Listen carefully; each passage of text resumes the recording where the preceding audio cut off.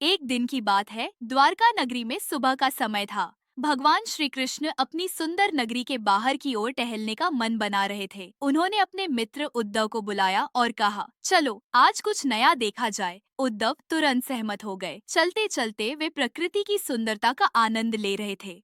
पक्षियों का मधुर गीत, सूरज की कोमल किरणें और वातावरण की शीतलता हर किसी के मन को प्रसन्न कर सकती थी। उद्धव ने पूछा, प्रभु, आज आप इतने शांत क्यों हैं?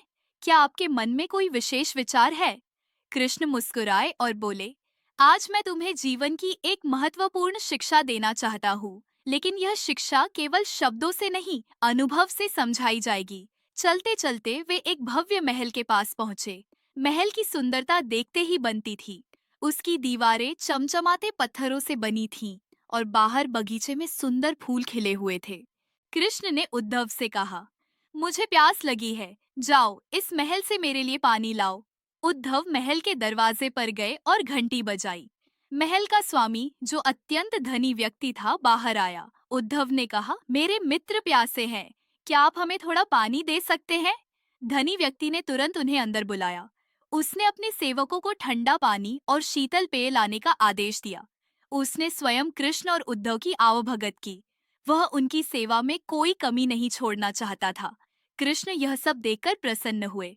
महल से निकलते समय उन्होंने उस व्यक्ति को आशीर्वाद दिया, तुम्हारी संपत्ति और अधिक बढ़े, तुम और अधिक समृद्ध बनो। उद्धव यह देखकर चकित थे। उन्होंने सोचा, प्रभु ने इस व्यक्ति को क्यों आशीर्वाद दिया? वह पहले ही इतना धनी है, क्या इसका कोई कारण है? लेकिन उन्होंने अभी कुछ नहीं पूछा।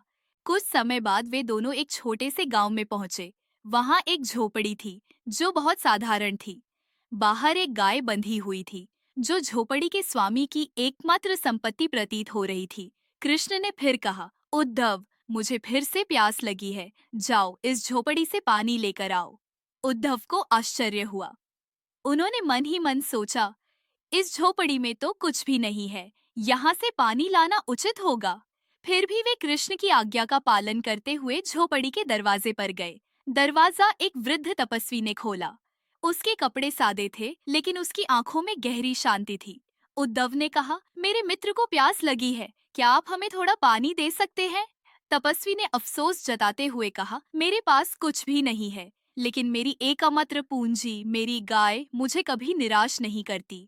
मैं उसी का सहारा लेकर आपकी सेवा करता हूँ। वृद्ध तपस्वी ने गाय को दुहा और ताजा दूध निकाल कर दिया। कृष्ण ने वह दूध पिया और तपस्वी को धन्यवाद दिया। जब वे झोपड़ी से बाहर निकले तो कृष्ण ने तपस्वी को आशीर्वाद दिया, तुम्हारी गाय मर जाए। यह सुनकर उद्धव स्तब्ध रह गए। उन्होंने पूछा, प्रभु, आपने ऐसा आशीर्वाद क्यों दिया?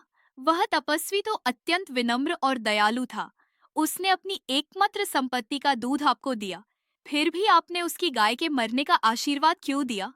कृष्ण ने गहरी सांस ली और कहा, उद्धव, जीवन के हर कार्य का एक उद्देश्य होता है। मैं जो कुछ भी करता हूँ, वह हमेशा उचित और सत्य के अनुरूप होता है। वह धनी व्यक्ति अपनी समृद्धि में ही खुश है।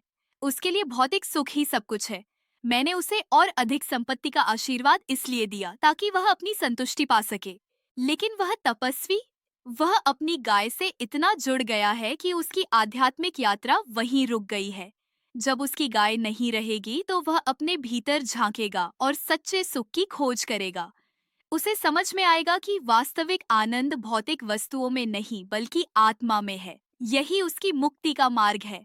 उद्धव को कृष्ण के शब्दों का अर्थ समझ में आया। उन्होंने महसूस किया कि हर घटना, चाहे वह अच्छी हो या बुरी, जीवन के विकास के लिए होती है। यह कहानी केवल एक आशीर्वाद और श्राप की बात नहीं है। यह जीवन के गहरे पहलुओं को उजागर करती है। संपत्ति का मोह। धन केवल एक साधन है, न कि जीवन का अंतिम उद्देश्य। आध्यात्मिक विकास, आत्मा की यात्रा भौतिक बंधनों से मुक्त होकर ही आगे बढ़ती है। तीसरा, कृष्ण का दृष्टिकोण। कृष्ण का हर कार्य संसार के संतुलन को बनाए रखने के लिए होता है। निष्कर्ष, कृष्ण और उद्धव ने इस यात्रा के माध्यम से जीवन के उन पहलुओं को देखा जो अक्सर हमारी आंखों से ओझल हो जाते हैं। यह कथा हमें सिखाती है कि हर घटना का उद्देश्य है और हमें हर स्थिति में विश्वास बनाए रखना चाहिए। यदि आप चाहें तो इस कहानी के हर चरित्र और उनके दृष्टिकोण को और भी विस्तार से लिखा जा सकता है। क्या इसे और गहराई में लिखूं?